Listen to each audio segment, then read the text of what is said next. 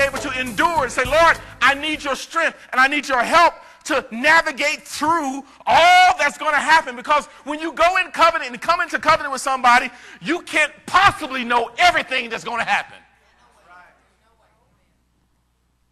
Before I marry him, before I marry her, I need to know everything. Stop fooling yourself. Because you ain't going to know everything.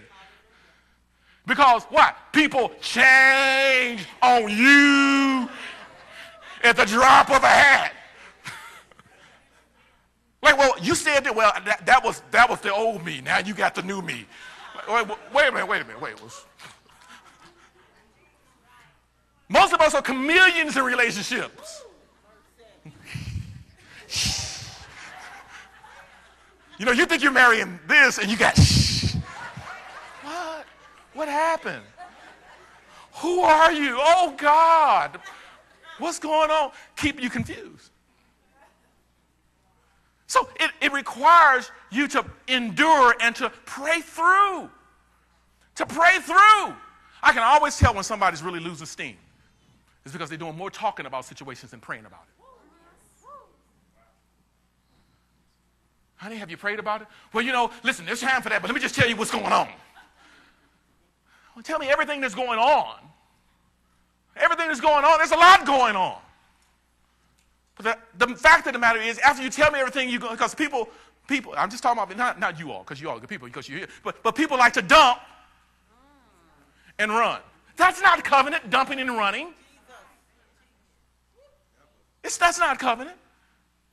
Exposing and running. That's not covenant.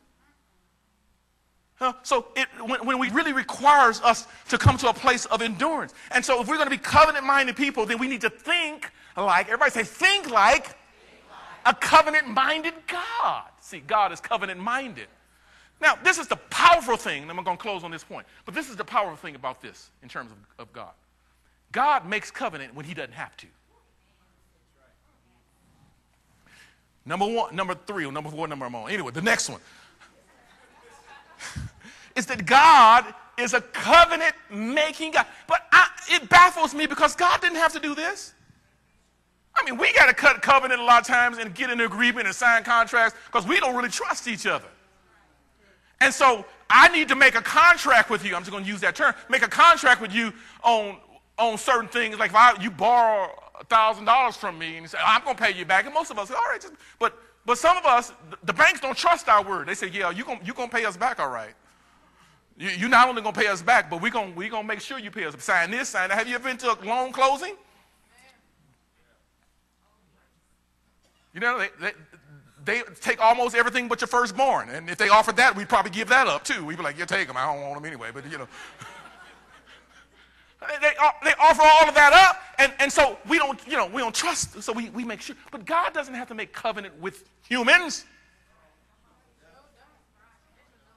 In fact, a great king in the Eastern days would not make covenant. Sometimes they would force covenant on people.